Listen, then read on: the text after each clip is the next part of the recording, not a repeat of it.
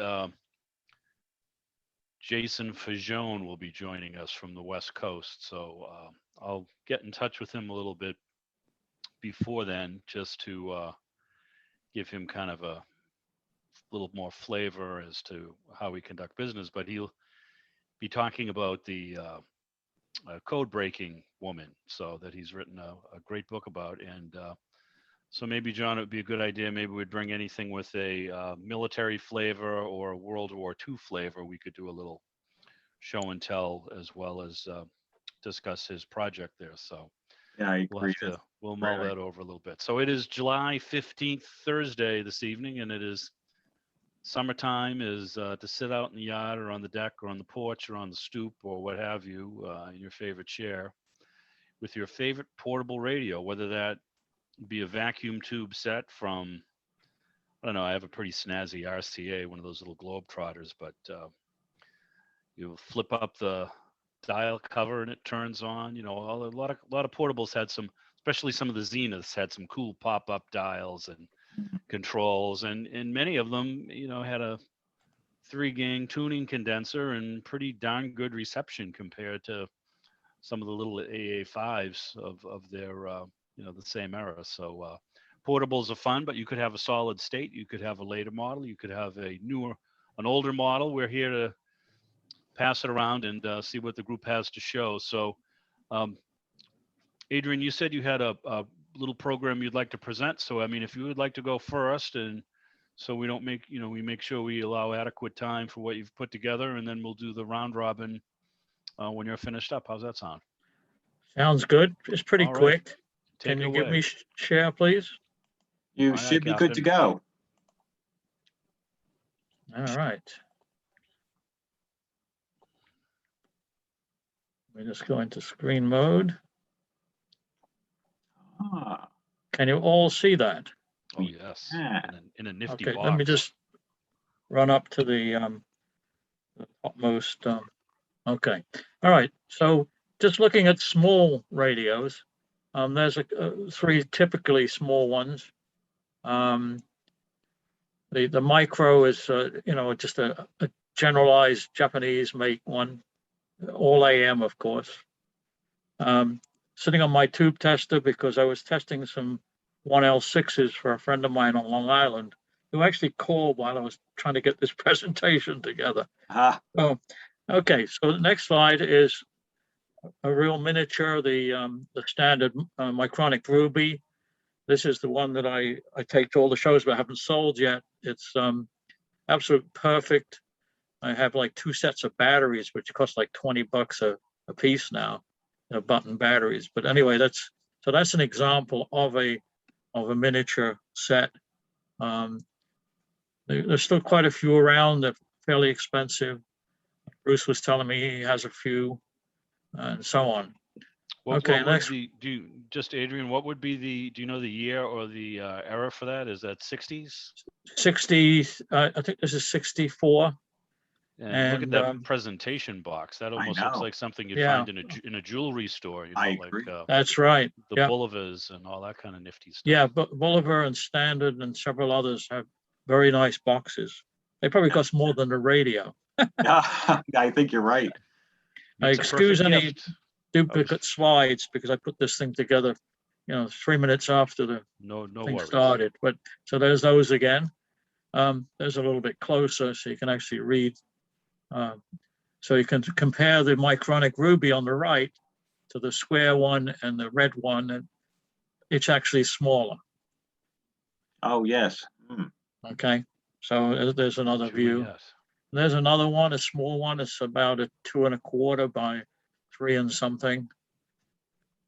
And there's a full size Spitfire in comparison. Right. Ready for a strafing.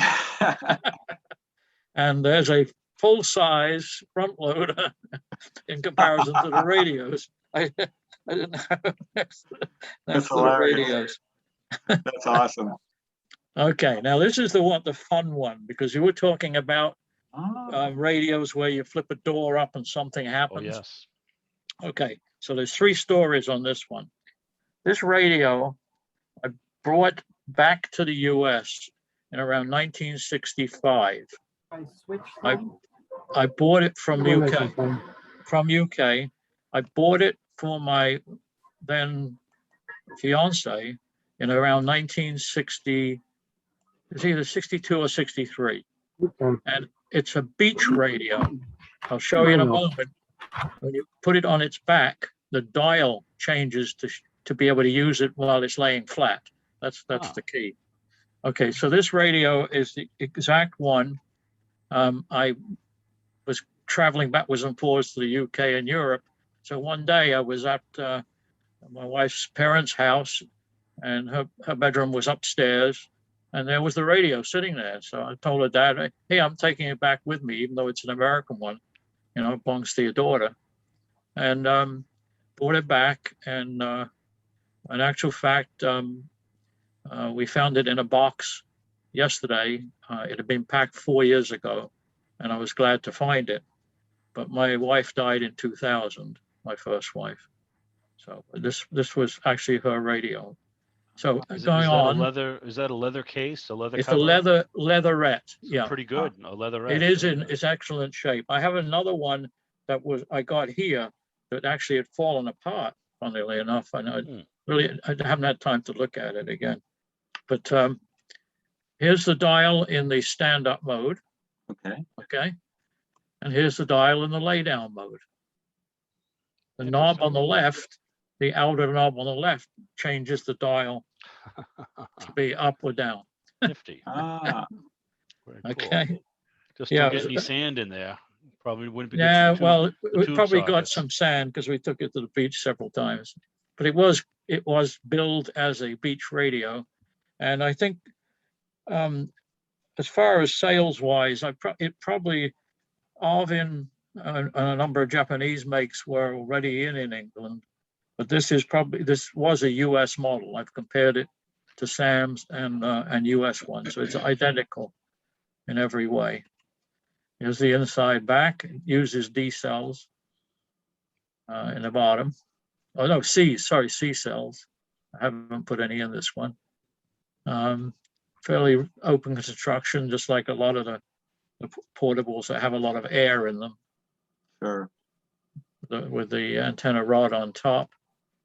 Here's the part number and everything. And I had kept it in a plastic bag for the four and something years, so it protected it. Columbus, Indiana. Yeah, that's Arvin. Yeah, Arvin made some nice stuff. And there's a full-size school bus. Why, sure it is. See all the little kids all wearing their masks? Yeah. All right, so that's it. Well, that's quite a smart looking sharing. radio, Adrian. You know, I like that. Too bad that Lloyd weren't here, our resident Arvin fanatic and collector. Yeah. And Bob Bennett, apparently from the Jersey group, is a very ardent Arvin guy. So he absolutely is. But yeah, that was quite good. I really like, you know, and we got the full gamut of vehicles, aircraft, and radios. All full size. You got quite you can stuff a lot in that house. Yeah. Yeah, well, I had to make them smaller to get them on the shelf, you know. You just put them in the dryer and they shrunk. No, it's a reduction program too. There you go. All right, so well, thanks. Well, thank you very much, Adrian. Who's next? Well, so who's up? I know that Greg does. Who's got some portables? I figured if we had a little bigger house, I might, you know, take a pass tonight, but I can certainly go dig something up. It shouldn't take too long. So I've got I've got a few to show as well after. Yeah, I have a couple to show also. Oh, good. All right, Gary, why don't we swing over to Gary? Oh, maybe second. Okay. I didn't think you collected any radios that were under 185 pounds. Believe me, I'm having to switch to them. Portable is a relative term. In fact, this radio is part of the story. If they're bigger than my school bus, that's all right. Well, we see Adrian, he needs a payloader, whereas, you know, Gary only needs a forklift. This is a Philco T901. Ah, It's vintage. You can see the shape from the side of it. yeah. Um, night transistors about 1960. I like those knobs. Yeah. Funny you brought them up. I bought this radio. I think I got it through eBay because at the time I had a Philco T9, which is a much bigger solid state portable radio, and it had these knobs, and I liked them so much that when I saw this, I had to have it because of the Yeah. knob. Sure. Yeah. Very 50s. Yeah, it is. This is it has 4D cells in it, so it runs on 6 volts, AM only. The 9 transistors, it has a tuned RF stage, a separate oscillator mixer, 2 IF, detector, is a transistor, driver, and 2 the push-pull output. Very So nice. it's got a very nice circuit. Gary, could I just ask you if you tilt that in a little bit more towards your camera, like tilt it this way, it would cut some of the glare off the dial? Yes, very Yes. nice. Oh, okay, yeah. It's got the There you cone go. red. Oh, yeah, there we cone go. red, Perfect. we can see Yeah. the 9 transistor. That's That's Right. Plus we can see very the nice knots even more condition, too. clearly. That grill is metal. And Very and nice. the case says genuine. Oh, hang on, I gotta read it. Sure. Genuine top grain cowhide here. Ah. Okay. Oh, look at that. Nice, very Oh, nice. wow. I like it. I like it. The steer symbol. It looks like a quasi steer. The first story was about the knobs. The second story is about the handle, which was intact up until about 2 weeks ago. Oh no. And what happened there was I was having sciatic nerve issues quite badly. Oh, A friend had to come down and stay with me for like a long weekend, Friday through Monday. And I was lying on the floor, hardwood floor in the living room. In addition, I did go to urgent care and see a doctor, and they kind of took care of it. I don't know how much the hardwood floor did versus the shock did, but between the two, it kind of works. But anyway, I asked him to go get this radio from my bedroom and bring it out to the living room on the floor so I could listen to it because it's easy and light.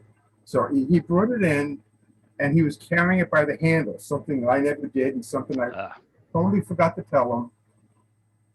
But the handle didn't break until I touched it. oh, so he's off the hook. Yes. And another thing is that the radio, when I first got it, I put batteries in it. It played well. Now, if I wasn't going to use it regular as a regular radio, so it just sat on the shelf without batteries. And I decided maybe I would try to use this as a nightstand radio, because I need, in the bedroom, you need a radio that you don't have to get out of bed to go turn on, yeah. change your volume. And this nightstand was it. So I picked this one. I put batteries back in. And then I thought, oh no, what am I hearing? Dreaded silver mica disease? But it mysteriously fixed itself after the thunderstorm passed. Ah, So if you ever think you got silver mica disease, don't check for Walked across. storm. well, it's too bad about the handle, but it's still a great looking radio. Oh yeah, these handles, they break all the time because it's just a matter of time because someone's going to pick it up wrong and they're fragile, and it's a great radio. I really like it. There is a Nice couple of speaker, too. folks. There's a fellow on eBay, I believe, who he's he does leather work, and he's made replacement handles. I know for people who really want to go full bore on restoring a leather style portable. So if you ever really wanted to go that far, you might be able to search him up, see what he could do for you. You just have to. The tough thing with those is sometimes those little rivets that hold them in can be kind of a beast. Those little metal fittings up at the Yeah. top are they're not designed. Nobody ever anticipated replacing handles. Those would Right. essentially replace the radio is probably what most people thought, but Exactly. usually you can figure it out. Yeah. Okay, I have to look for that. Thanks for that hint. I got one more radio. Yeah. Yes, sir. Much quicker. Take Um, your time. it's Silvertone. it's two, but this one has a very nice. Oh, yes. That is nice. The atomic era. Yes. I like it. I like it. Where's George Jetson? When you need them. This is like in the mid 50s. It's got the same circuit that all these sets have. You know, 1E4, 1L6, 1E4, 1R5, 3D4. And the interesting thing about this, if any of you have seen the Helicopters TW1000, TW2000 radios, their band switch looks like a TV tuner. Okay. This radio has I wonder that if same kind of Helicopters band made it for switch. Silvertone. They either at least made that part of the Yeah. chassis, if not the whole chassis. Though the chassis is not identical on this set, exactly identical, like the layout is slightly different than the TW1000. I have one of those too. And I don't think it really needed to be. But so, Gary, can I just ask you, Gary, what is the wording on the radio tower there? It's on my left. Something about four. Oh, the Worlds. tower? Right. Yeah, see, the tower. there's a compass on one side and there's the tower. The other hand, Gary, you had it right. here, Yeah, the upper area has like the radio tower and it has some wording. oh yes, oh.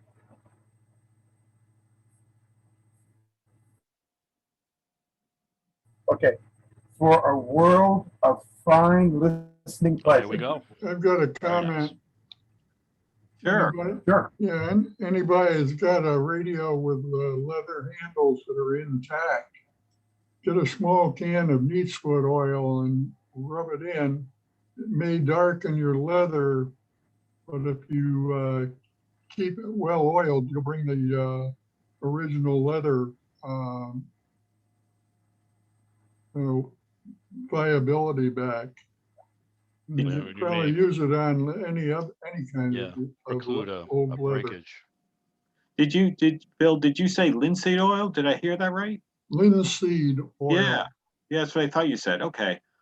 It's an That's a- old oil for working with leather, but it works. That's good to know. So you're saying rub it every so often just to keep its pliability and its integrity? Yes, exactly. And Like it an old will baseball darken the glove. leather. Do you think it'll help with the integrity and the strength? I could see it making it soft again. Did you ever do any checks to see if the strength came back, the integrity? It should. It'll help a long way towards that. I don't know if you ever get it back to full, but I mean, You know, I can speak to that a little bit, having a catcher's mitt that I had when I was about 10 years old, that the major portion of it, which is the padding, you know, the cut for the mitt itself, has held up very nicely. It kept the lacing in shape. The lacing has finally gone south. It was just too thin, but the body of the leather itself looks a heck of a lot better than some other gloves that I've had that for some reason, I think probably because it was a catcher's mitt, it was probably a very firm mitt when I was a kid. I must have worked that thing over and over again. And then periodically I would give it a good soak and work it in, dry it out. Thing, you know, it's deceptive. You could pick it up and look, you say you could go out and take it out and use it, but some of the lacings are just too skinny, you know, to survive 40 something years. But yes, so it does make a difference. So if only we had this meeting 3 weeks earlier. I know. Gary. Well, at least it wasn't your friend's fault. It was weird. It was like the second I touched it. Because Zenith used to use a little metal strap in there and cover it with this cheap plastic. Looks like it's not really a braid, but it looks like what was the stuff the kids used to make GIMP? You know, it looked like it was wrapped around it. It's like a plastic string, and usually the plastic will disintegrate, but you know the metal piece fortunately allows you to still pick up the radio or keeps the radio from falling off the handle. So but nice stuff. I like that silver. Yeah, I really Do you like the play that at Silvertone. all? How's the radio? Oh, the Silvertone? Yeah. Oh, the last time I turned it on, I thought it worked a little dull, and I Yeah. thought I had it going well, because when I first got it, I recap all recaps, but I didn't do the filter cap, the can electrolytic, and maybe I should do that, but it doesn't seem to be any problem. But it could have just been the day that I tried it recently. And, What I and that'll did- run on AC or battery? Does that have an Yes. AC? Yes, Yes. very nice. What I did with that one is I buy those solid state 1L6s that there's a guy on eBay that makes and sells them. Maybe he has them made and he sells them. And I put the 106 in the set, and I put the 106 in the TW1000 drivers, and they both worked well. He sells them as you can just put them in, and you don't need to realign the set. Very nice. And they worked well. And on this set in particular, when I saw that he had listed the set of tubes other than the 1L6, I went and bought them too. So this set has all solid state tubes. Interesting. Very nice. They're not cheap, and it really isn't cost effective to buy a solid state replacement for a 1V4. You know, because they're so common and they're very inexpensive, or a 3V4. The 106 is worth it. He gets, I think, the last when I looked was like $46, which isn't cheap, but neither is a new 1L6. And the beauty of this is that you won't be wearing out a 1L6, you know, another good 1L6 and turning it into a worn out tube. Not that I use these radios that often that I could, that I'd wear them out, but I would recommend that for 1L6s. That solid state replacement looks good. But I feel Thank like you I for gotta the go to technical radio. tip. Sorry, Yeah, what? definitely. Thank you for the technical tip. Oh, you're welcome. I feel I got to go through this radio again and make sure it's up to par, or at least spend some time listening to it to see. It may have been just an off reception night. Yeah. It's in great condition though. Oh, and I don't know if you can see it. Yeah, that's sharp. I really like it. That's a handsome radio.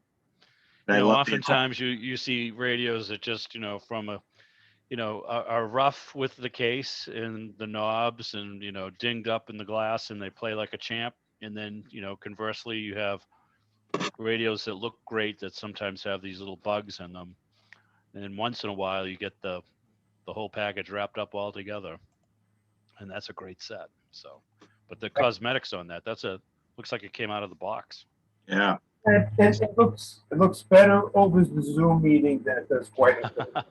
I like the space age, little space age logo there. I like that.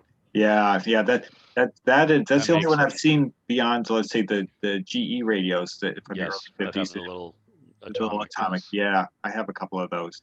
unleaded That says Diva. Wayfarer. It's a Silvertone Wayfarer. Wayfarer. Very nice. You Very know, nice. if you have anything with a leather covering on it, you want to just perk it up a little, use regular shoe polish on Yep.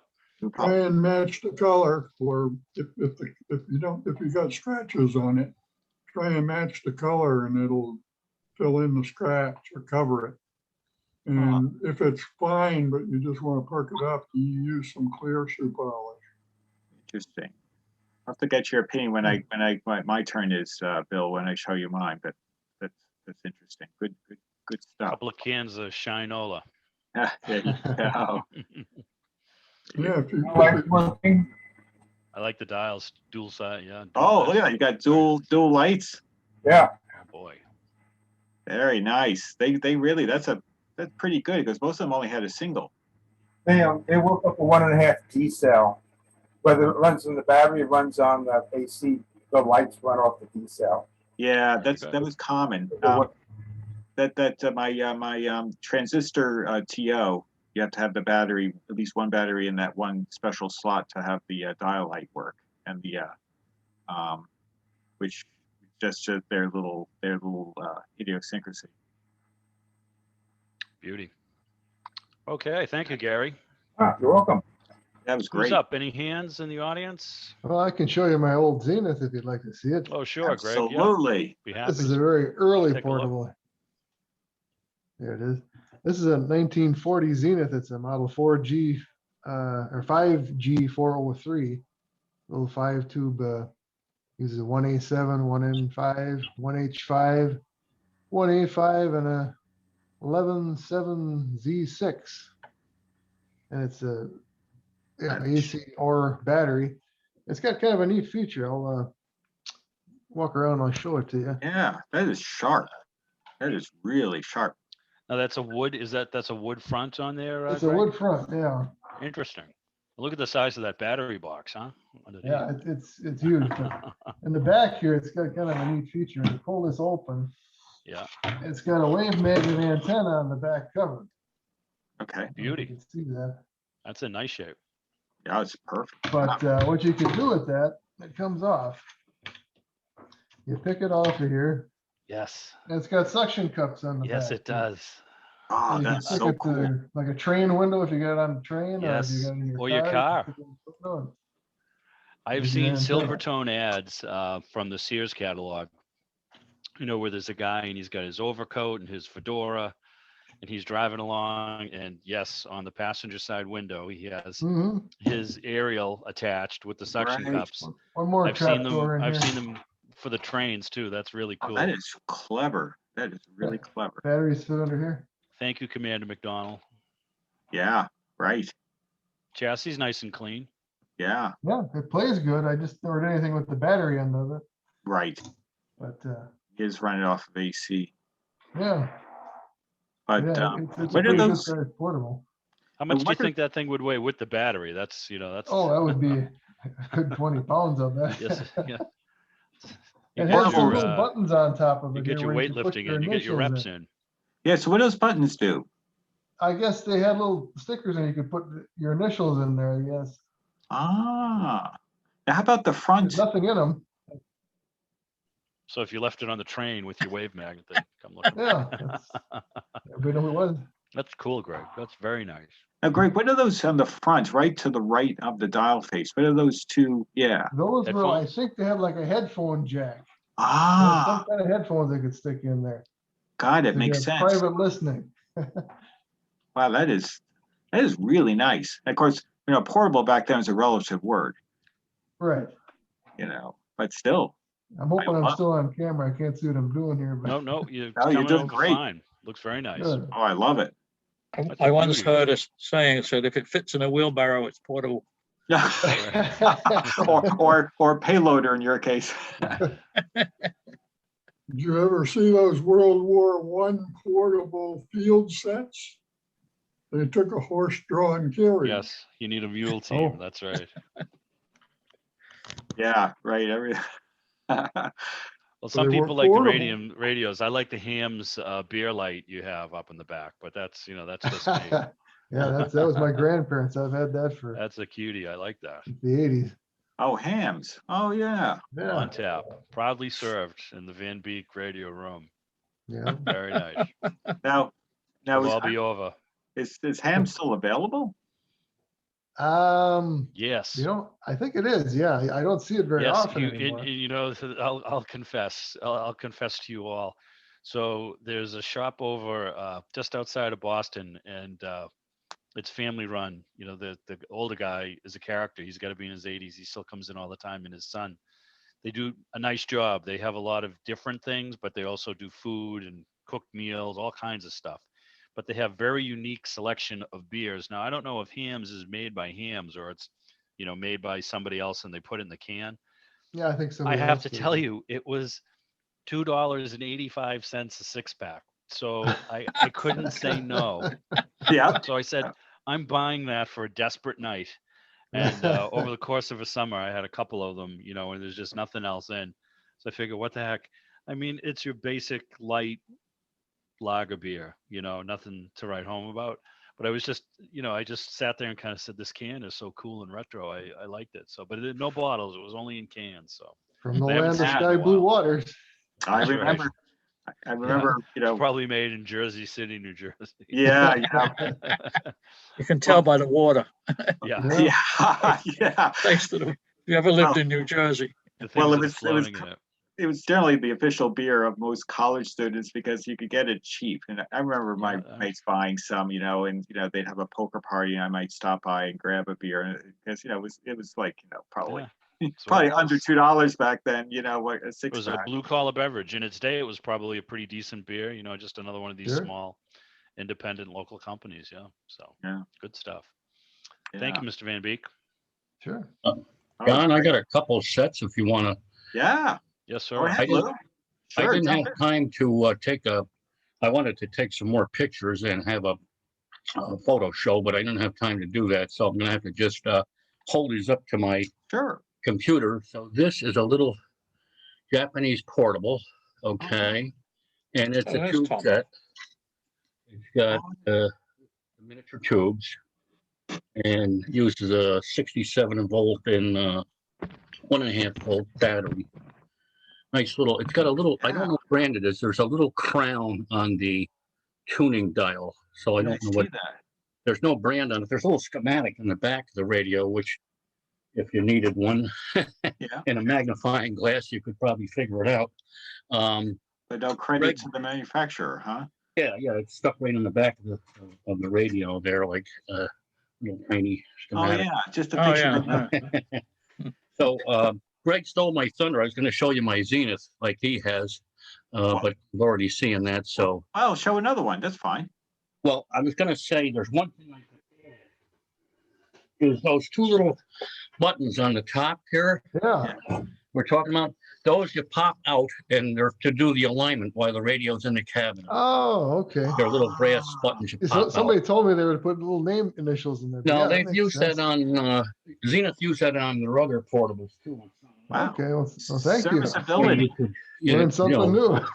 You could align it while it was in the cabinet, and they preferably had you align it with the battery in place. That would have a little stray capacitance on the circuit, so you would align it with the battery in place. Ah, Huh. good Nicely stuff. done. And Lou, we don't have- don't leave that on a train with the adjusting tool sticking out. With of a the top. suction cup stuck to the window. Yeah. Yeah. Boy, I wonder if anybody actually ever did that. Maybe they did. I don't know. Might have been something that somebody actually did. I don't know. Sorry, I didn't mean to interrupt you. No, that's fine. A lot of those came with those wave magnets. I have another Zenith portable here, but I won't get it. This is a tiny little Toshiba. Oh, yeah. It's Nice. very, very small, and it's in real nice cosmetic shape. Now, I Yeah. haven't fired it up yet because it does use those oddball batteries, and maybe someday I'll monkey around, maybe put some little button cells together and make a battery pack for it, rather than buy, a battery already made. Wow, that's about the size of a pack of cigarettes. Yeah, it is. Literally, yes. Here is a Normandy. Oh, yeah. These are real nice sets. Oh, yeah. That's a great real- shape. Real good set. Sounds good. And that the cabinet is wooden, Yes. and it has shortwave and FM. And I went through it and replaced some capacitors in it. Of course, the capacitors on these old transistors are getting to the point where, well, a lot of them are long past the point of usefulness anymore. Like you do with tube radios, they're all dried out, and you really get a boost from performance. Was that model the transistor? Was it called the transistor? I'm trying to remember the model on that. Yeah, right. This is a Transistor Deluxe. The what deluxe? Transistor Deluxe. Transistor deluxe. I thought it was a transistor. Yeah. That's really sharp. I see Oh. those on eBay, but not quite often. Not nearly as nice as that one. Yeah, that's one. That's one of the things caught my eye. It was in such nice condition. And next is a Roberts. This is made in England, Yeah. and has a cool dial with the Oh yeah, different that's colors really on it, nice. and long wave, because the long wave was commonly used back then. And it has the cities all on the dial, like they did with a lot of European sets. It's Sure. stationized, yes, like a Packard Bell. Stationized, yes. And on the bottom is a little turntable. Yeah. Oh, So when you wow. set the radio down, you could spin it around. How Like a clever. lazy Susan. Yeah, How little lazy clever. Susan, Yeah. because as you know, your ferrite rod antennas are very directional. Extremely directional. That's Right. correct. So you would, here's the inside. It has a really nice speaker in it too. These are Oh, very yeah. well made, you know. Oh, yeah. What a nice tidy set. Wow. Yeah, yeah. You know, There's actually C. Crane used to sell a small plastic Lazy Susan for their, yes. you know, so I mean, and they're selling it for an extra $30. You've got one right with the set. That's a beauty. Right.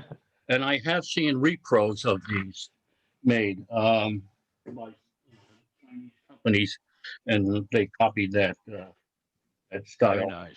like they often do. And the last thing I have here, I have a lot of portable radios, but I just don't have time to drag them all out and show you. But That's this is a little boy's 2 transistor set, interesting. and they used to sell these in the drugstore. And actually, my first radio I can ever remember owning was one of these. Bought it at Mac Drugs for I think $4.95. Oh, yeah. 2 transistors, so it's barely a radio, but it had a little antenna that you screwed in the top. Yeah. Little, you know, extendable antenna, and of course an earphone jack. But it would pull in the local stations. Of course, this isn't mine that I bought when I was, let's see, what would be talking about 60 years ago.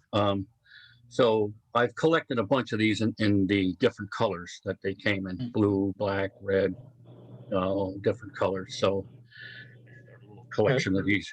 Lou, Boy, it is- $5 was a pretty good chunk of change in yeah, those yeah, days. It $5. wasn't You cheap. know, I had to mow a lot of lawns to Yeah. get $5 maybe. So Yeah. Yeah, they are called a boy's radio. yeah, which would be I incorrect actually have today. I have a blue one similar, but not quite exactly the same. Yeah, they had a lot of them with the crown, different logos like that with the crown and that. But like I said, it would be not correct today to call it a boy's radio. It would be a young person's radio today. That's right. But Thank you, Lou. so that's all I got to show you today. I wish I had I seen got a an easy question for you. report. Question Yeah. for you, Lou. Do you know Yeah. anything about these headphone ports in your Zenith? It is a headphone jack. I'm not sure what. I think it's a low impedance headphone. Yeah, that I've would have never plugged seen the into there. accessory. Yeah. I haven't gone through mine yet. Matter of fact, I was just looking at it today, contemplating, you know, showing it to you guys just a little while ago, and I thought maybe that might be my next restoration project, to dive into this and bring it back. And like a lot of portables, I operate them off of 10 9-volt batteries snapped together in a little holder with 6 C batteries usually, Sure. and it will play for quite a long time on that setup. And that way you've got them portable again. I even done that with the transoceanics, and it works pretty good. Well, one thing I found with mine is the antenna, that little cloth antenna that's attached to the wave magnet. There'll be a little wire in there, it'll be broke. You'll have to try Yeah, and they Uh, can be if just they were because it's folded up in there. Yeah. got stuffed in there kind of tight, and it got all old and dried up, and you Mhm. start moving them around, and you might have to check the continuity on that and make Yeah, sure. and you wonder why it's not playing. Right, Yeah. it Here's won't the play antenna. worth a damn without that, right? Yeah, exactly. Yep. Well, Oh, that was great, Lou. Okay, With a nice, great collection of variety of portables. yeah. Actually, it's somewhat of a tangent, but since I have you here, did from your days of Lafayette, did you come away with anything that you bought at Lafayette that you still have in your collection? Oh boy, I think I have one multimeter down in the shop. I think it's a 30,000 ohms per volt. You know, a knockoff of like a Simpson. But I think that's the only. I wish I had kept more. Was able to keep, but when my parents moved out of the house, I lost a lot of my stuff. I was in a little apartment, and I had one Lafayette amplifier kit that I had built, a stereo amp, tube job, which was like 15 watts a channel, but I thought I was really hot stuff with my amp and my speakers and my turntable and tape deck. I had all that stuff. back then, and of course over the moves and it just disappeared, and Yeah. but so I don't have much but my memories of working in the stock room, and it was a great job. You know, people would bring in their magazine articles on a Saturday of all popular electronics and all those with a big long parts list, and I would go back there and pick the parts for them and make substitutions. A lot of times you had to make subs, Yeah. which was perfectly, good. But if you didn't know what you were doing, it was, and boy, they'd be lined up. We'd have them 2 or 3 deep sometimes on a Saturday afternoon, Yeah. buying parts and tubes, testing their tubes in the front of the store, and and I would tell them, your vertical oscillator's bad, you need a new 6SN7 and stuff like that, try to steer them from buying tube they didn't need, and stuff like that. But Good deal. it was a dream job back in the 60s. So Very nice. The reason I Thanks asked for reminiscing. the reason I asked Lou about it, because I have a warm spot because I know that store. Because my dad, we used to go up to Albany every so often, yeah, and one of the main stops is my dad made sure he went to the Lafayette store, and I would tag along sometimes. And of course, there was always the stern message: "Don't touch anything." And even though as a kid, it's like, oh my God, look at all these cool things. I've got to touch something. Yeah. Don't touch anything, or that guy Lou will come out and yell at you. That's right. Well, it's probably my boss would have. Yeah. So sorry, Lou, if I did anything. Well, I wouldn't be surprised if I waited on you guys at some point in time, because I was there for a while. Exactly. Then I wound up. They opened a Radio Shack right next door, and I wound up managing the Radio Shack because it paid better.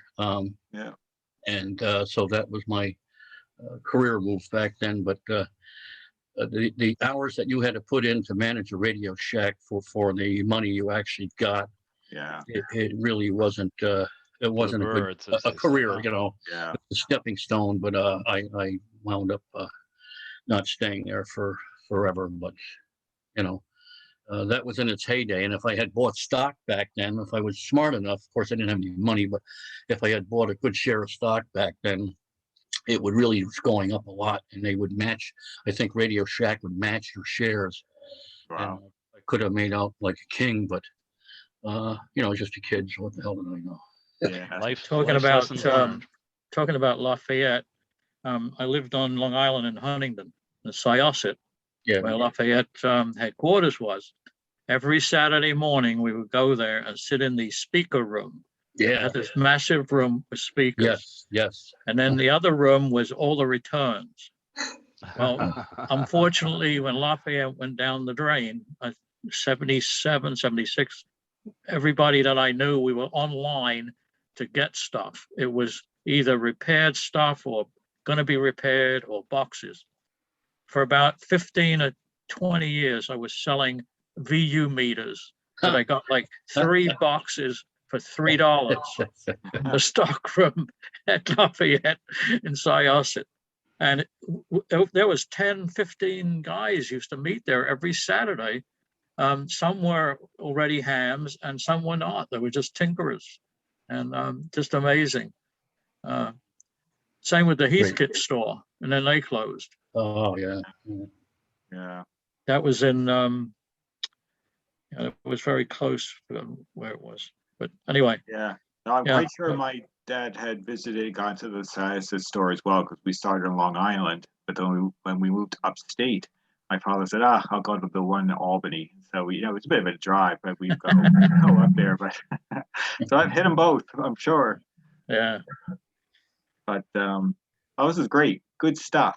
Good memories. So there must be others on the list here want to show something in their collection. I got a couple of things, John. Yeah, go ahead, man. I'll go from the sublime to the ridiculous. How's that? Perfect.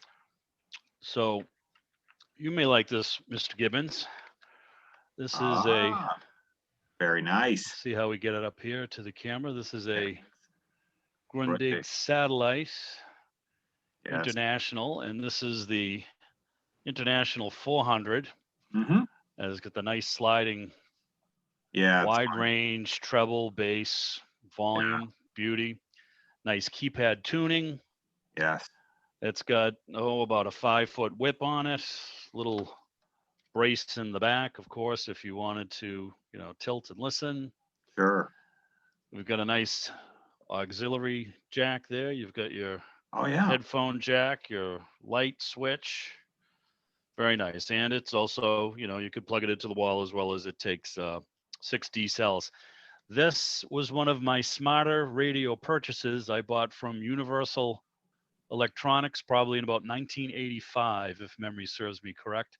I Okay. have to say it's was a great radio then. It's a great radio now. I mean, a lot of good memories with this.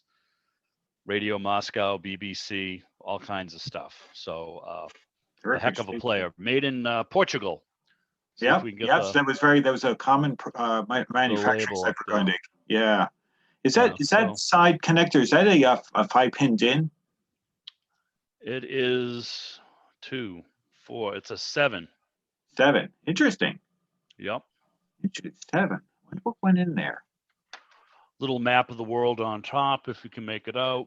Oh yeah. So I mean, I kept it nice. I mean, this is one of these Yes. things I try not to expose too much to the elements or all, but Yeah. That was in terrific shape. take care of it. So that's John, a nice one. That's a keeper. The Yeah. 7-pin, I believe is the DIN output for audio. I've got one on my big Norm end. It's on the bottom, Yeah. and it's for connecting to a former hi-fi system. Interesting. Oh, okay. Maybe I guess I could appreciate that because I'm so used to either the 5-pin for stereo in and out, or the 3-pin when it was just mono in the let's say late 50s. Right. Yeah. Right, but there was a larger connector on. I'd have to look. My that's downstairs, that Norm end. By the way, I have a This is- Panasonic 2010 here. That was another fantastic radio. This is actually- the polar opposite of the Grundig. This is the Oh. Kato KA802. And as you can see, yes, Wow. it is a portable radio.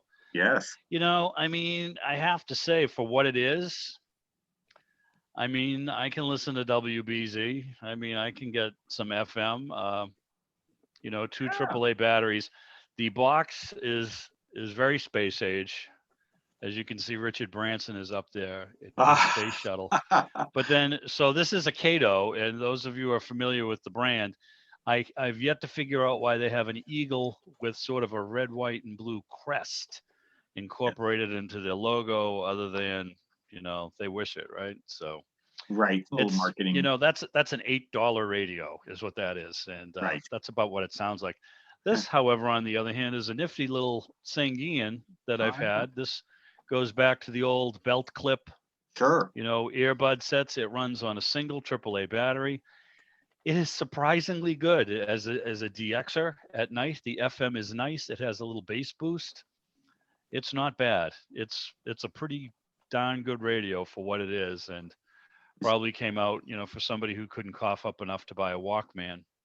You could take one of these home.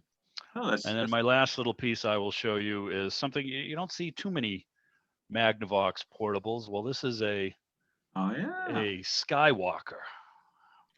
Oh. As in Luke, I guess. I don't know. I'm not quite sure of the timing on this, but so we have tuning, but then you have 2 controls for each channel for customized sound.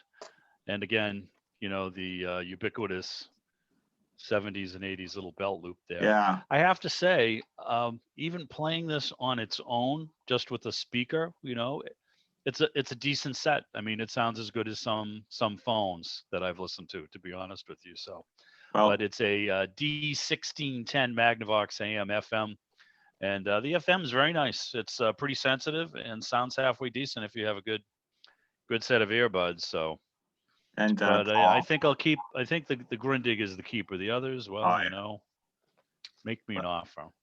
Well, Paul, this little guy's a cutie, though. I have to tell you. But yeah, the Magnavox, it's See what that one is? Oh, Yeah. Sony let's- 2010. Show It's- that again. Show that again, Adrian. It's a Sony 2001. It's computerized. Oh, right. Has a keyboard. Oh, This one yes. is, this one was in for repair. I think it's been on my shelf for 3 years. Those are one of the finer sets you will find. I know somebody who Yeah. uses those to align radios by, he's in the business. It's got That's a a little beautiful set. little stand in the back and very precision circuitry in it. It's a nice set. Yeah. Highly collectible and never cheap on eBay. Those are beauties. Fix it up. Get it going. Yeah, I know what's wrong with it, but I'm going to keep it. I mean, it's nice just on the shelf. Yeah. No, that's Yeah. unusual. You don't see those very often. Yeah, I know it's keyboard selection frequency. So Sony put out a lot of decent stuff in small packages. I had a small, it couldn't have been any more than like 5 by 8, maybe 1.5 inches thick. It was one of the ICF series Sonys. It was black. It had a couple of piano key band selectors. I had a great time with that radio. It must have lasted me almost 30 years until it bit the dust. And I think it was accelerated by a drop, the unfortunate drop that it took, but it was analog, but it just, it was a good they put about as much technology in that package as they could and still turn a decent profit. And they just, they were the choice, is because Grundig started to fade and got acquired and stopped making stuff even in Portugal. So Sony was another one of my choices in my shortwave listening days. Well, Grundig was being made in Portugal for a while, at least probably at least the 60s or so. Because I remember some of the early, maybe the last one of their tube radios were coming out from Portugal, and it might have been perhaps even to the early mid 60s. So, and I don't know what how Grundig made their decision, what came from where, but I do recall seeing those for a while. I think from what Ross had told me once, there was some union issues with Grundig manufacturing in Germany, and they were able to get better labor rates and make still some pretty darn good stuff in Portugal. So that's why the base of it moved in. And then I don't know, Eton got involved and bought them, and then they started making stuff in the Far East. And I mean, I have a little yacht boy that's from the Far East. That's a nice radio. Yeah, so yeah. The engineering was still there in many cases. Exactly. Yeah. The distribution network wasn't as good either. Sony, you could pick up anywhere. Yeah, absolutely. Pick them up at Leechmere. Oh yeah. Even low end ones you could almost get in a drugstore. But so who else has something to show? I can if no one else You does. may be up, John. I guess I can. I'll throw something up. Here's George. This one's actually my wife's radio. Yeah, sure. Go ahead, George. It's a Toshiba. It's the red lace radio. Oh yeah. That's cute. Wow, That's yeah, nice. that's That's It's Look- actually look at that surprisingly dial. That's heavy. cool. pretty expensive to try and buy one. Yeah, probably. I've had quite a few in the past. I was big into transistors. Hold on, I'm gonna unmute myself instead of holding the space bar down. sure. Hmm. That is nice. Really like the pattern. How's it play, George? It's a 4 transistor. It does kind of okay, but nothing to write home about. This one needs to be serviced, and I keep promising my wife I was going to do it. And Get it on the list. so now that it's here, I can see from the inside, it's not shabby as far as the amount of metal in there. Mm. It's Oh, looks nice and clean in there. Yeah, it looks Yeah, it like does. Yeah, that's sharp. That isn't. It is. It's really neat. That came in red and it came in blue. And there's a couple of shirt pocket models also that use the same idea of the lace Yeah. with the crystal. I was really big into the Japanese sets. And in fact, on my website, I've had some old pictures from back before I moved to my current location that I had them up on the wall. I had a couple of hundred different ones, and it looked, you know, with all the different colors and everything. They were really amazing. Yeah, they make a nice display. Yeah. Yeah, they do. And they're Juliet's and Lloyd's and Toshibas and right. Hitachis. Yeah. All kinds. I of had good stuff. I had a couple that were very interesting that you know, had some of those with that had a matching speaker box where you insert the radio into the speaker box and it turns it into a table radio. Yes. yes. Grundig had one. I think it was I can't remember. It was something boy. You know, they have all their transistors named by that. That was really neat. It was a trapezoidal speaker box, and the radio would slide into the side, and it would connect to the earphone jack. And so when you played it, then it came out of the larger speaker. But a lot of the companies made them. Toshiba had them, and I'm trying to remember if Sony did. I was thinking, I saw the 2001 that, let's see, who had it? Adrian, I think. Yeah, Adrian. I don't know if he's still on or did he drop off? He's Oh, still I see. on, Okay, but yep. he's the video's on. Muted. That's fine. I was just saying, that's the same as a 2010?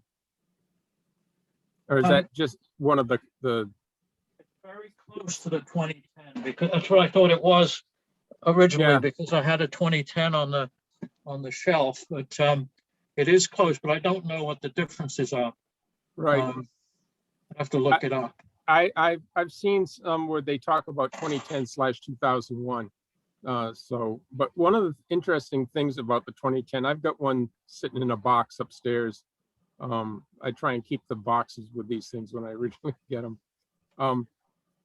They had a set of batteries in there, your main set of batteries, but behind that, there's one small battery in there that runs the clock.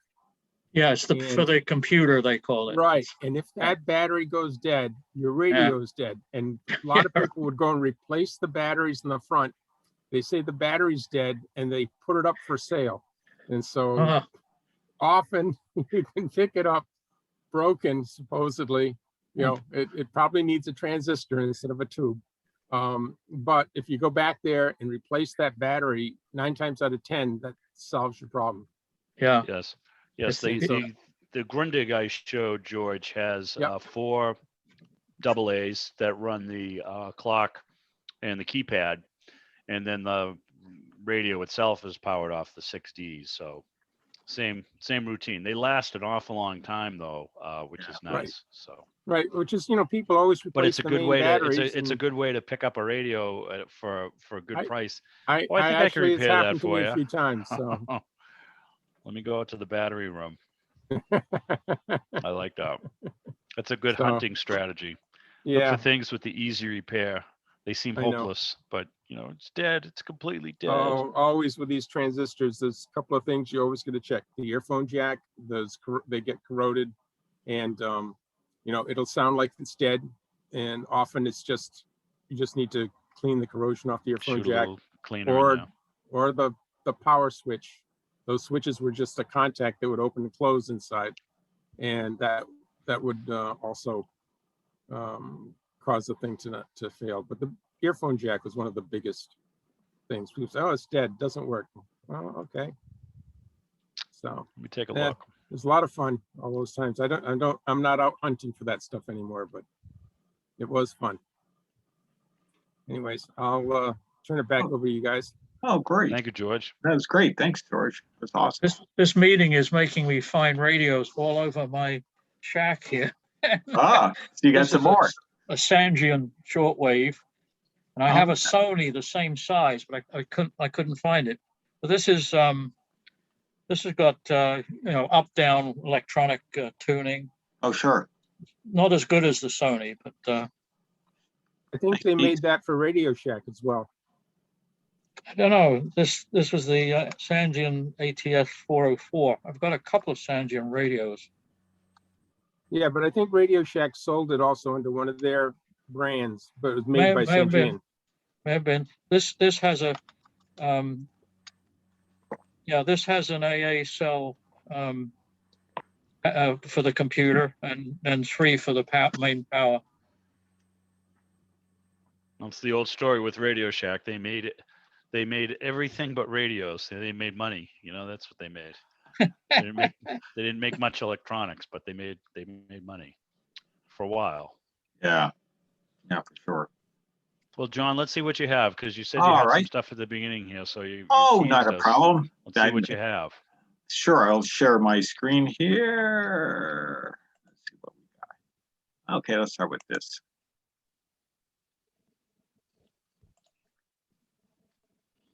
Can you guys see this? This here is a Magnavox Am5. I'm I'm seeing not it, seeing We've John. got your message, but we don't have a radio. Right, don't see pictures. Oh, really? Just Interesting. Yeah. double clicked. There There you it go. is. Okay, got it. Now, there's a leather case for you. Yeah, whoop, sorry, did that just give up? Yes. Okay, let's try that again. For some reason, it hiccuped. So let me go reshare here. Fine. There we go. Let's try that again. All right, let's see if we can get this, see if it's cooperating. Is it Nope. Do whatever you did before, but don't do anything else. There That's you it. go. There you go. You know what it is? It's funny. It's, you know, I never had this before. Usually it shares and it shows the screen. It puts a green frame around it saying it's being shared. So to me, it looks like you guys should see it. But if I click on the window, I guess that's what makes it, that's something new. I didn't have to do that before. Well, be that as it may, that's software, right? So yeah, this is a Magnavox Am5 from about 56 or 7.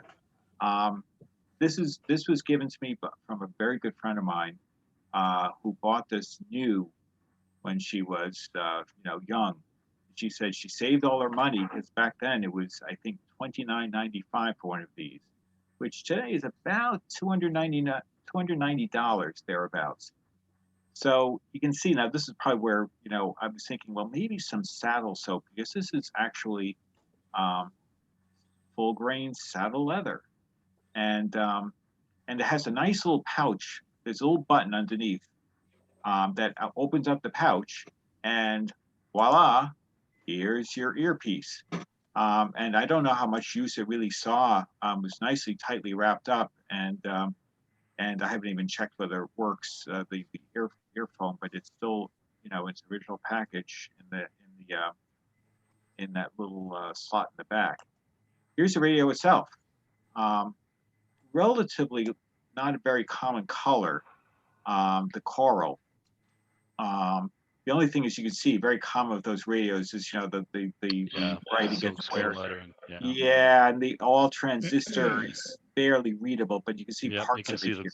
gold lettering. Yeah. For that. Yeah, so I'd have to think of a way how I could reproduce that, because you know, that's the tricky thing, is get something that would match the font, because this is script when it says all transistor, like you saw on the leather and the front letter. Have somebody get a scan of it, and you could put it onto some kind of a decal medium, maybe. Yeah, you know, someone like Ken might be a good might have some good ideas there. Ken Silvestri. Here's the inside. Now this is turns out is a 4-volt radio. So it takes the old Mercury. In fact, here's the card, the Am5. So it takes a 4-volt Mercury battery. So yeah, I'd have to think of, you know, what, I think there was a thread on, you know, the club discussion list some time ago about, you know, alternative batteries for these, because it's obviously an odd. I suppose you could take 3 AAAs and somehow group, you know, get them fit into the battery compartment, right? You know, because if I look, I haven't tried to do anything with this, admittedly, this radio, so I don't even know if it really works. I don't have a proper battery, but you know, it's whether you can get, you know, the 4 AAAs, you know, wrapped together to actually give you, you know, the power, or, you know, where I would find actually, you know, a suitable battery. That's probably one of the open issues right now. But you know what? It's given to me, and I will deal with it eventually, because it's just a neat radio. You know, that's all original. That came from the original owner, and the car's, you know, from Fort Wayne, Indiana. So what a neat little radio. Despite, you know, it's not perfect, I'd give it maybe like a, you know, 7 out of 10 for condition, but it's certainly fixable. Hopefully I'll have some progress eventually on it, to get it running. Here is, I'm not sure if I showed this before, here is a Telefunken Piazzo U.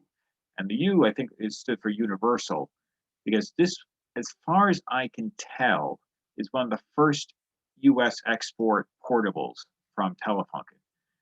This is a plastic case, and I got this for $10. Okay, so I couldn't resist, because these are hard to find. You never see these, and for $10, it was too tempting to pass on. Even though it's got some definite problems, like this Telefunken badge needs to be straightened out, and these are the wrong knobs. Whoever had this radio put aftermarket knobs on here, and it's gonna be, I'm gonna have a devil of a time finding the original knobs for this. This one I may have to, hopefully reach out to some groups in Germany or something. I don't know if I'd be lucky enough to find something locally. Maybe, you never know. The leather strap is actually remarkably in good shape. So I'll have to remember Bill's little suggestion about the linseed oil to protect it, because it's still there. It's, a little battle weary, but this radio does work, but needs a full restoration. It's got the nice little, it's got AC, DC. It's got a nice there's a little hatch here that opens up, and you can even adjust, your voltage depending which country you're in. And of course, you can see this is all dusty. In fact, it's got the original European style plug. Two pin, yep. Yeah. So because they didn't really, I guess adapters are certainly available in the country at the time. Closed up, it's actually a handsome radio. It just needs, it's going to need the Novus. It's going to need some good polishing out and work, but it needs a full job. This here is his successor in time. This is the last one I'll show. It's a Telefunken Piazzo TS. And this is from the late 60s. So this is some of their early foray into full solid state. And I got to tell you, these are just terrific radios. To sensitivity and reception, and this speaker just generates great sound. I can see why people spend some pretty significant money for these, and I spent a modest amount of money. In fact, I bought it at one of our shows probably a couple of years ago. In fact, the only thing that's wrong with this radio, which I have since been able to get, is it's missing its Telefunken badge, which usually goes right here. And I fortunately have an exact badge from that I got on eBay. Some guy was parting out a period Andante larger radio, and for like $15, I bought a bunch of parts for it, which I've been able to use anyway. And so I have a perfect badge for this, which I'll add. Otherwise, that's the only thing that's wrong. But here's the front. AM, FM, shortwave, AFC. It just and even. They made, back then, you could buy an adapter kit and slide it into your car. If you didn't have a radio, as long as you could just use this with its speaker and use the power off the car just to run, if you wanted to avoid running off a battery. So they had this little car button, because it would do is eject the radio. It has a special pin out in the back. You could buy an adapter kit. So it was a great radio, because and then you just pull it out. So it had this shelf. You just slip it in, play it in your car. And when you want to go, you get to the beach, you pull it out, and you just run off of your batteries. That was really terrific. Oh, I just showed this recently. I won't show this again because that was just when we were going over more recently. I just had this on the flash drive. I think that is it for me. Hey, John? Yeah. On the Piazzo, I've got two of them. Both of them have the same problem. The AM tuning is stuck. Oh, and when I look in there, the tuning in there, it looks like an absolute nightmare. It's I'm assuming it's the grease or whatever they used in that mechanism that's kind of solidified. Have you heard of any good solutions and how to get that freed up? Not offhand, George. They are a devil to work on, these radios. They are so that bless those plus those Germans, I don't, they worked on, they put it together in the factory, but serviceability, I guess maybe their mindset was, okay, it's transistor, this thing, once you're done, you will definitely move on to the next thing. But serviceability was not at the top of the list on these things. They're a devil to work on. You work around the edges, but it feels like something that once it was put together, it was never intended to come apart. I'll have to look into it, George. If I find anything, I will absolutely reach out to you and give you some suggestions. I don't know of anything because I'm lucky this thing actually generally works really well on all its channels, which is, I guess, a blessing. But I can attest that era radios, the grease on that gummed up like no tomorrow, because I have a larger hi-fi system from around that same year, maybe that was my mother's system that I still have, and you almost need a vice grip to crank the bass or the treble on them because they're so stuck. So I don't know what the magic formula is to unstick it, other than try to free up that grease. So, I haven't actually done any investigation yet because I haven't even dealt with the restoration my mother said. Kind of a works. solvent, and then Yeah, degrease exactly. it, but nothing that would hurt the set. But then that's like you don't have a lot of room for trial and error. So Yeah, exactly. it's a But toughie. George, I'll definitely keep you in mind there. That's interesting. Okay, thanks, John. I appreciate it. Sure. Sony 7600. Oh yeah. It's not working properly right now. You need to do batteries, I think. So it won't stay tuned. But this used to be my walkabout radio that I take everywhere in the car and so on. Nice. We have quite an array there, Adrian. Yeah, I suddenly remembered these things are dotted around my office, as well as outside in the shed and other places. Oh, that's terrific. But Any more show and tells for portables this evening? Mr. Yeah, I Pereira's got got one. something here. there we go. Tom's got something. All right, we'll go to Tom and then we'll go from there. Yes, sir, Mr. Pereira. How are you tonight? We're not getting any audio, Tom. What, Tom? We can't hear you. It looks like his mic is on. We just can't get any audio out of it. Let me see if maybe that's funny. I wonder, I'll send him a quick chat.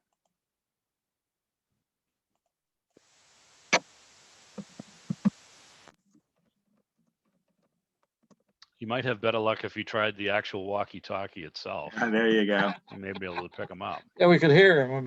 The shortwave on here, 47 megahertz. I have one more entry if you want to take a look at this. Sure. Tom, I know. Go ahead, and then we'll circle back to Tom. All right, one quickie here. This is the Crown radio. Has the box with it, leather case, earphone, the manuals in there. Wow. Everything, shortwave and AM, of course. Very nice. Nice little set. So what's that crank on the side? That's a band switch for the shortwave and AM. Yeah. Interesting. Nice little set. Yep. Well, that's my last entry for tonight. They're always nice when they come with the packing and the box and all the goodies. Yeah. Manuals. Yep. Test 1, 2. There we go, Tom. Hey. We'll have you redo that, Tom. Well, I was playing around with the microphone adjustments here. Can you hear me? Absolutely. Yes. Oh, we lost you. Can you hear us? Hear you. We got you now. How about now? Sounds good. You're good.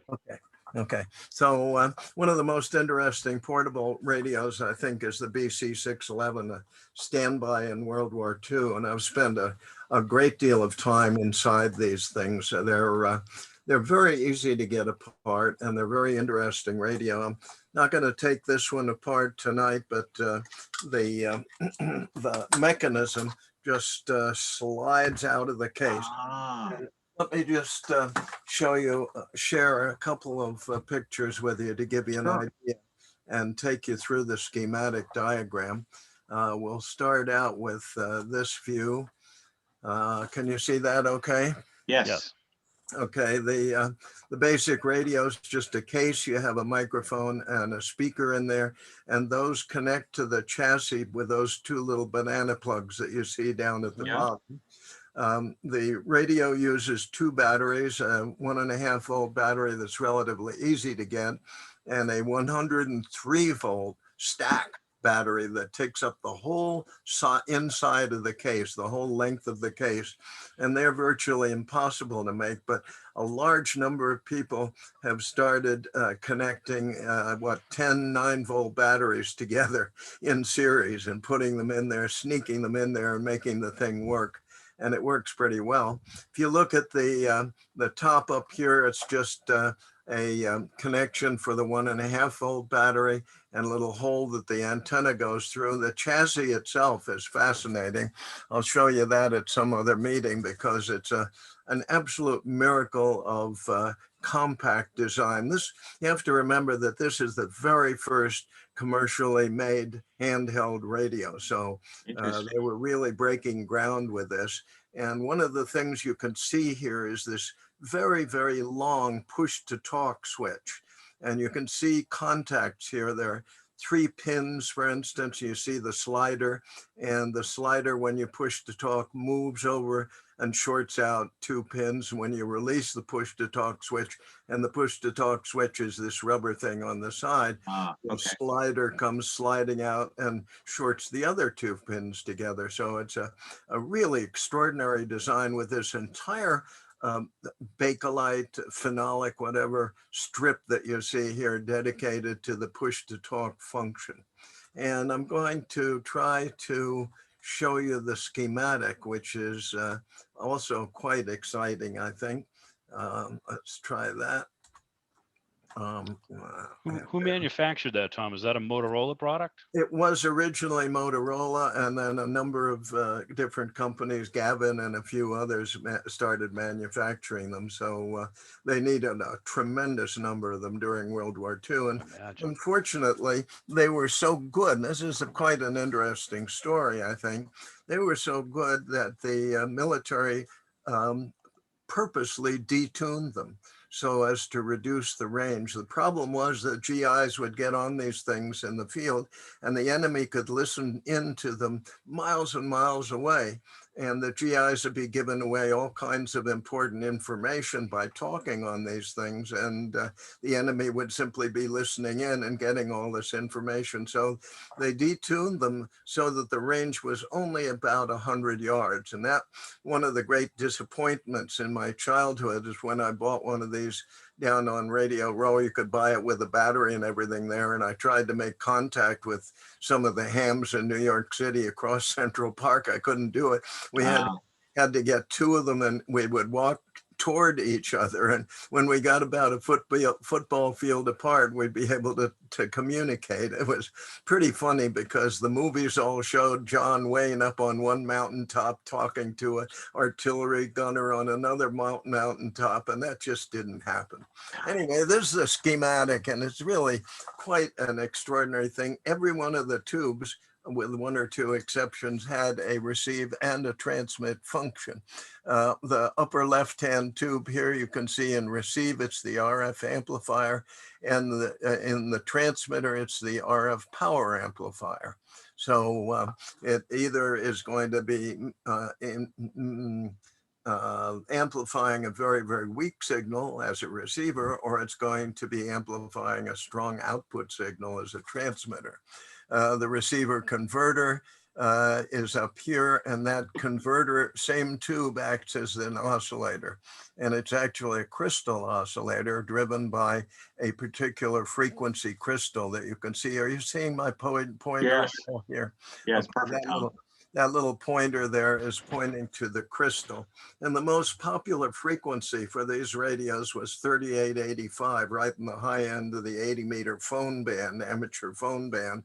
And as a result, 3885 has become sort of the de facto frequency that military radio buffs use whenever they're holding special events or putting their military radios on the air at Hamfrest and so on. Next, we have the receiver IF amplifier, which is all not used in the transmitter. Over on the right, we have a receiver detector AVC, automatic volume control, and that is the microphone amplifier for the transmitter. And over here, we have the receiver output amplifier, audio output, and it's the transmitter modulator tube. So it's that tube modulates the AM signal and produces a good. So it's really a beautifully designed set, very small, very compact, and quite fascinating. And luckily for me, it's very easy to work on. All of the components that you're looking at here can be unplugged. The tubes are really weird little miniature things that I'll show you at some point, but it's really a very fascinating set and one of the most interesting, I think, of the portable military systems because it was the first. And with that, I'll turn it over to you guys. Oh, that was great. Thank you, Tom. Especially like to see the guts of it. Yeah. Who else? Does anything else? Anybody else have anything like Len or? Yeah, I got a. Oh, sure. It was my dad's radio. I don't know if you can see it. Oh, or maybe Whoops. the background. Right, Screwing it up. That's right. It looks like it's cloaked, sort of like Star Trek.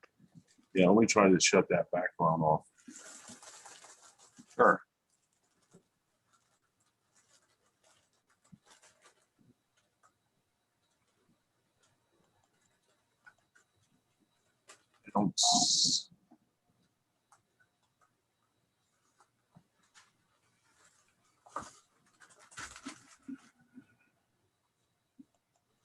I don't see how to shut it off.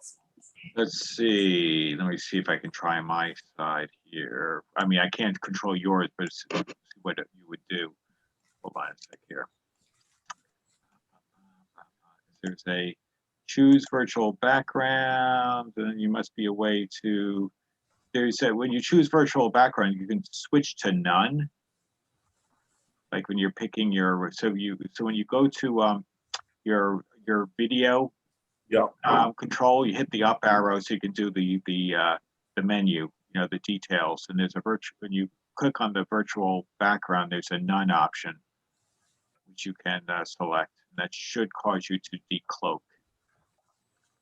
I don't see the none. Oh, really? Does it give you that? Because mine, I'm going by what mine says. Does it allow you to scroll?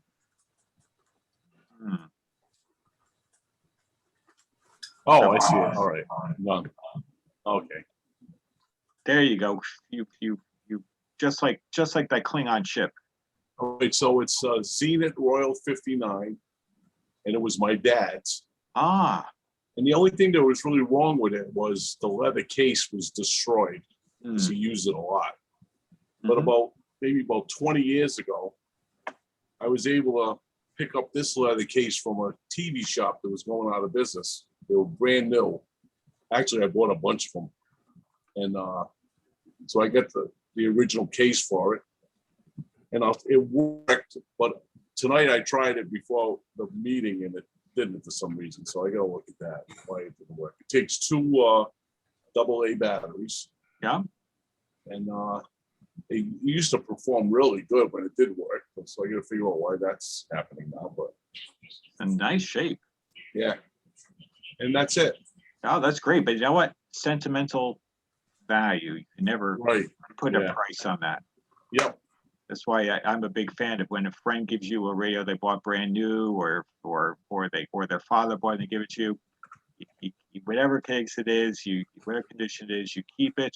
You do, and you try to restore it the best you can. But I call it a sympathetic restoration. So this is what it looks like in the case. Oh, that's great. And one thing that's pretty interesting is they put a little hole at the bottom so you can push it out of the case because you can't get it out Yes. without that hole. But I thought that Well was great thought. that they thought of that, you know. Yeah.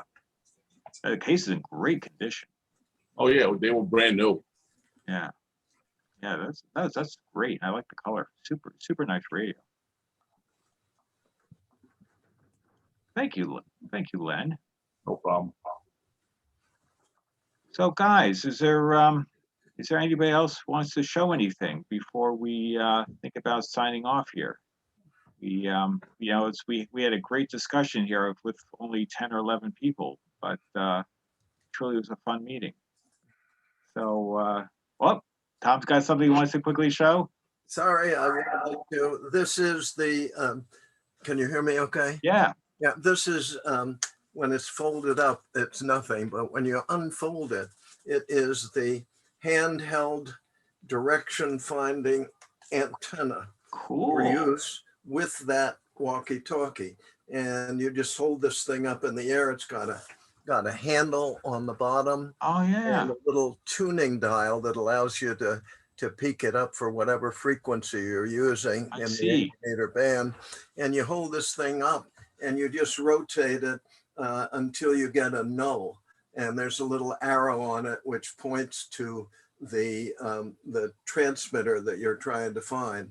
So it's a very rare piece of equipment for use with that device. I don't know how many of them were actually made or used, and especially with the short range, it doesn't really make much sense, but it's a fun artifact from World War II. Yeah, that's terrific, and looks in almost perfect shape, Tom. Yeah, we lucked out. Oh, that's wow, that is cool. I like that. Thank you. So, gentlemen, I guess maybe I should let you guys enjoy the rest of your evening. I want to thank everybody. There's some really good stuff that was displayed here, so it was a lot of fun. I think we feels like we could do another one of these portable radio ones and people pull out the rest of their collection, you know, in stages here. So maybe we'll think about that in the future when it's coming up with more topics. But in the meantime, we will be back, like I said, for a few of you that might have joined a bit late. Well, the next meeting will be 3 weeks from now instead of 2. So it'll be August 5th, and we'll have a guest. In fact, actually, for Tom's benefit, because it is Jason Pajone, who wrote a book about the women who cracked codes, he'll be a guest. The author will be a guest, and maybe we can have a sort of World War II era military style show and tell radio as part of it. So I'm sure you'll be able to bring out lots of toys, Tom. But anyway, gentlemen, great seeing you, great meeting, and we will be seeing you in a few weeks. So thanks very much. Thanks, John. Take Take care. care. Have a good night, everyone. Everybody. Bye, everybody. Have a good weekend. Here, Helen, I want you to take Hold it on. so you don't forget.